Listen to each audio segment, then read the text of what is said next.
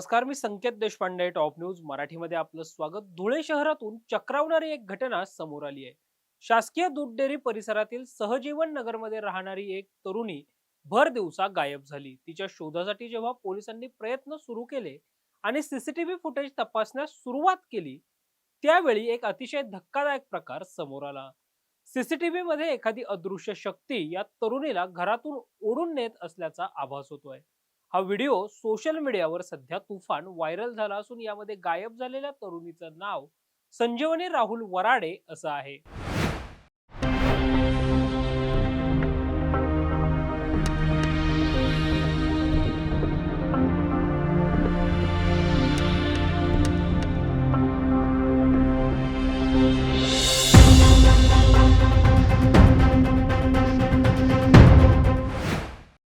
हा प्रकार शुक्रवारी दुपारच्या सुमारास घडला.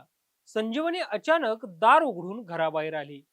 काही वेळ दारात उभी राहिली. त्यावेळी ती अस्वस्थ किंवा संमोहित असल्यासारखी दिसत होती.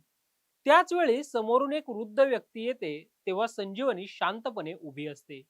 ही व्यक्ती निघून गेल्यानंतर संजीवनीचा हात हवेत उचलला जातो व तसाच हात घेऊन ती चालू लागते.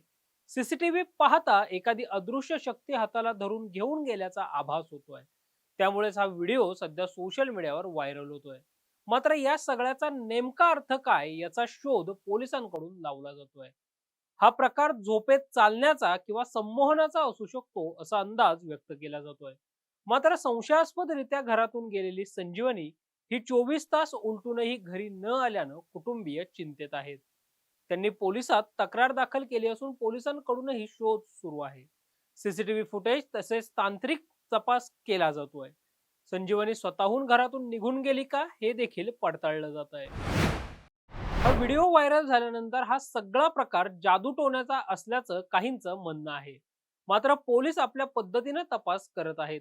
तसेच ही तरुणी कोणालाही कुठेही आढळल्यास तात्काळ पोलिसांना कळवावं असं आवाहनही करण्यात आलंय. संजीवनी जेव्हा सापडेल तेव्हाच या खळबळजनक सीसीटीव्हीचं कोड उलगडेल. अशाच ताज्या आणि महत्त्वपूर्ण बातम्यांसाठी पाहत रहा टॉप न्यूज मराठी. आपला महाराष्ट्र, आपली बातमी.